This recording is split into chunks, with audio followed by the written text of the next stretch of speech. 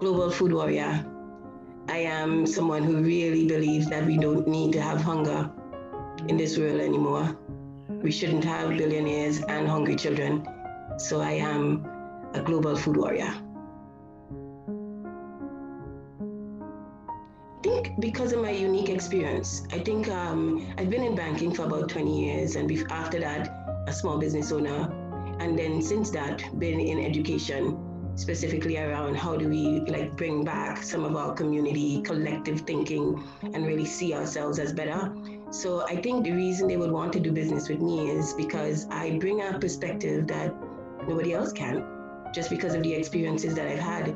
And really, I think my heart is also something that has to be involved or has to be engaged in any business that I'm in. So I think that above all would really change the outcome, because if your heart is in it, there's no way you could lose. So I think a business partner, seeing that or seeing the passion or the enthusiasm I have for the business that I go into, because I don't do anything if I don't love it. That would be the reason I would choose me. I think bravery, courage, I think an entrepreneur has to be very courageous. If you're not, then you can't really survive in this space, because it requires you to step out when there's not ground beneath your feet. You actually literally have to create the path. So I think throughout my life, the entrepreneurial spirit has shown up in my bravery. I'm very much like you. I will jump. I just made it. So that's a good question. I left my son, who is now almost 20 years old. He'll be 20 in August. I just left him in February in New York City to come to Trinidad to really make sure that I am immersed in this dream so that it shows up in the fruition that I would really want to see this country. So in order to do that, I had to make a really tough decision to leave New York and my son in the midst of a pandemic. I love kids, and I enjoy seeing their eyes light up when something new is brought to them and watching them really kind of take hold of their own greatness. I think that brings me the most joy. So it has been the reason that I've been able to continue this work, because I work with young people. I enjoy from, as young as I have nieces who are from 6 years old, and we do dance parties and we learn things every day. So for me, it's staying youthful while being amongst the youths. That's me. I would say create a plan.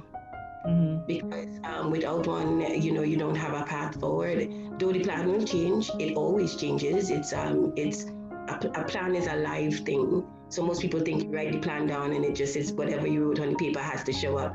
No, every day it shifts but if you have a clear plan, meaning research, knowing, understanding your market, knowing your customer, understanding how they think prior to even how you might think of your product, how do you want them to think of your product? So for me, it's really creating a plan that allows you to see that solution that you're bringing to the community and how it shows up in the world, and really having a plan to making it show up the way you would love for it to do. So even though it might change, it generally shows up about 90% of what you wrote down.